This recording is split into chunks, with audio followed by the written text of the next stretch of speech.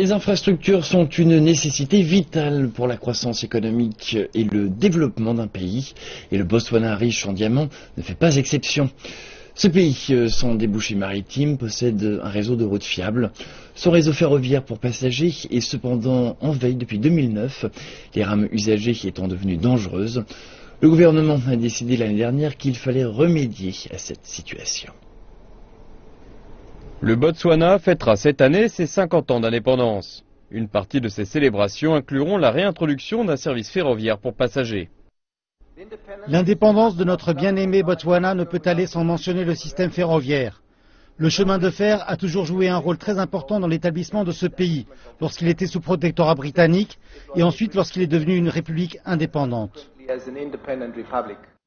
C'est un travail très important pour le gouvernement, car nous ajouterons de la valeur au niveau du déplacement des passagers vers leur destination, plus particulièrement au niveau du réseau d'activité le plus animé du Botswana, qui se trouve dans la région Est.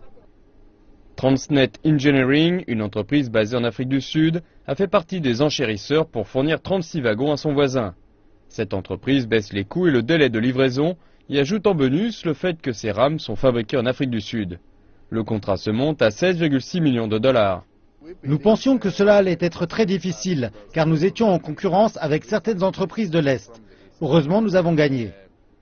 Le Botswana prévoit d'étendre son réseau ferroviaire et Transnet fournira les équipements supplémentaires requis. Nous pensons à des projets d'extension. Nous pensons à acquérir des locomotives, à étendre les lignes pour réaliser une jonction avec la ligne qui se trouve dans le nord.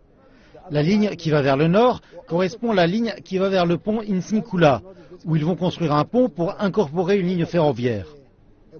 C'est une journée importante pour le Botswana et pour les Botswanais, car ils ont à présent d'autres moyens de se déplacer à travers le pays, de Francistown jusqu'à Lobatse. C'est un grand jour pour Transnet également, car cette compagnie a signé un contrat d'une grande importance. Elle fournira en effet des wagons conçus en Afrique pour une solution africaine.